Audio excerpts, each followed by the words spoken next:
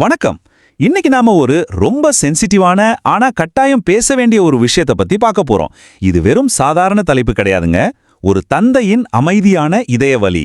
அதாவது ஒரு ஏழை தந்தையோட தியாகம், அவர் யாருக்கும் தெரியாம சிந்தும் ரத்த கண்ணீர்னு ரொம்ப ஆழமான உணர்வுபூர்வமான ஒரு வாழ்க்கை யதார்த்தத்தை தான் இன்னைக்கு நாம அக்குவேறு ஆணிவேற அலச போறோம். இது வெறும் கதை அல்ல, பல வீடுகளில் தினமும் நடக்கும் நிஜம். இந்த வார்த்தைகளை படிக்கும் போதே ஒரு சின்ன வலி தோணுது இல்லையா?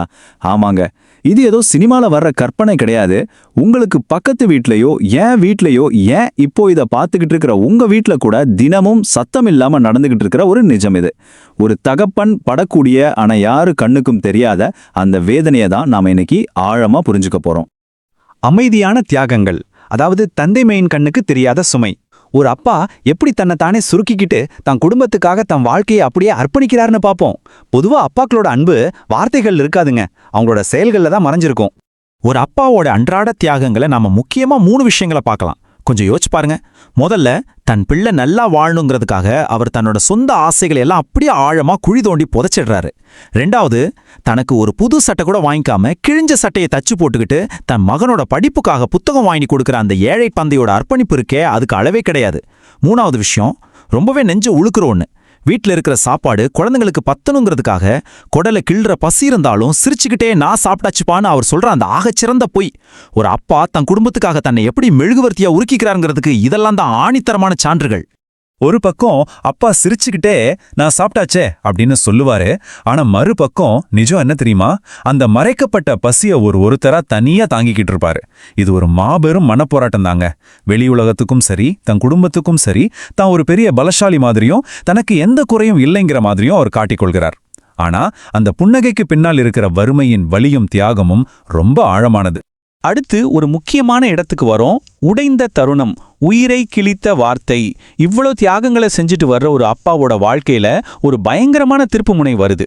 இத்தனை காலமா ஒரு மலை மாதிரி தாங்கி நின்ற ஒரு மனுஷனை ஒரே ஒரு வார்த்தை எப்படி சல்லிச்சல்லியா உடைக்குதுன்னு தான் இப்ப பார்க்க போறோம். எனக்காக நீங்க என்னதான் செஞ்சீங்க? கோவத்துல ஒரு பையன் கேட்கிற இந்த ஒற்றை வார்த்தை. இது வெறும் வார்த்தை கிடையாதுங்க. தன் ஆசைகளை புதைச்சு சட்டை வாங்காம புத்தகம் வாங்கி பசிய மறைச்சு வாழ்ந்த அந்த தந்தையோட இதயத்தை உயிரோடு கிழிச்ச வார்த்தை இது.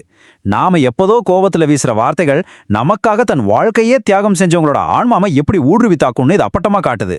அந்த மகனின் கோபத்தால் உடைந்த இதயம் அந்த தந்தையோட வாழ்நாள் உழைப்பையும் தியாகத்தையும் ஒரே நொடியில அர்த்தமில்லாம ஆக்கிடுது.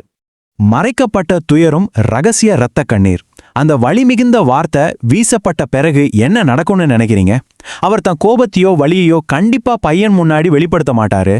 அதுக்கு பதிலா அவர் தேடி போறது ஒரு தனிமையான இடத்த தான். அன்னிக்கு ராத்திரி யாருக்கும் தெரியாம குளியலறையில தனியா நின்னு அந்த மனுஷன் அமைதியா அழுவாரு. ஏன் குளியலறை?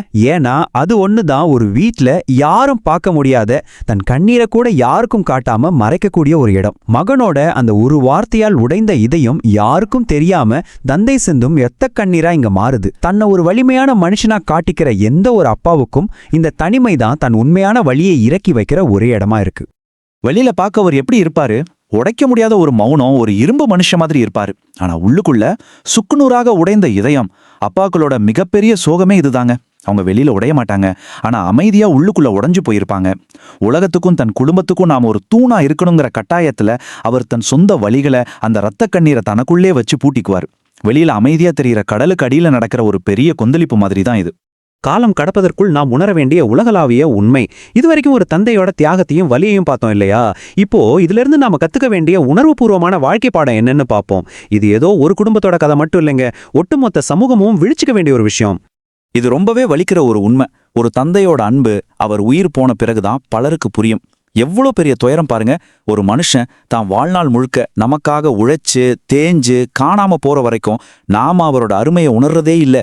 எல்லாம் முடிஞ்சு அவர் நம்ம விட்டு பிரிஞ்ச பிறகுதான் அவருடைய அந்த அமைதியான அன்பும் தியாகங்களும் நமக்கு உரைக்கும். ஆனா அப்போ காலம் முழுசா கடந்து போயிருக்கும். இது நமக்கெல்லாம் ஒரு மிகப்பெரிய எச்சரிக்கை.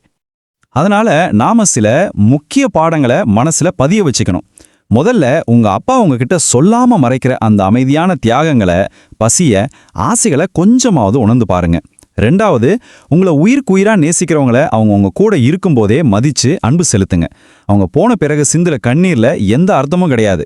மூணாவது, இந்த விஷயத்த உங்க நண்பர்கள் தெரிஞ்சவங்கன்னு எல்லார்கிட்டையும் சொல்லுங்க. இது பலருக்கும் அவங்க அப்பாவோட அருமையை கண்டிப்பா நினைவுபடுத்தும்.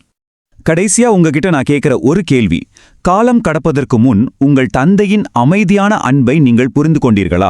சற்றே சிந்திச்சு பாருங்க. அந்த இரத்த கண்ணீருக்கும் சொல்லப்படாத தியாகங்களுக்கும் நீங்க என்ன பதில் வச்சிருக்கீங்க? இந்த கேள்விக்கான பதில உங்களுக்குள்ளேயே தேடி பாருங்க. முக்கியமா காலம் கடந்து விடக்கூடாதுங்கிறதுல ரொம்பவே கவனமா இருங்க. இந்த உணர்வுபூர்வமான பதிவுல என்னோட இணைந்திருந்ததற்கு ரொம்ப நன்றி. மீண்டும் இதே மாதிரி ஒரு ஆழமான விஷயத்தோட உங்களை சந்திக்கிறேன்.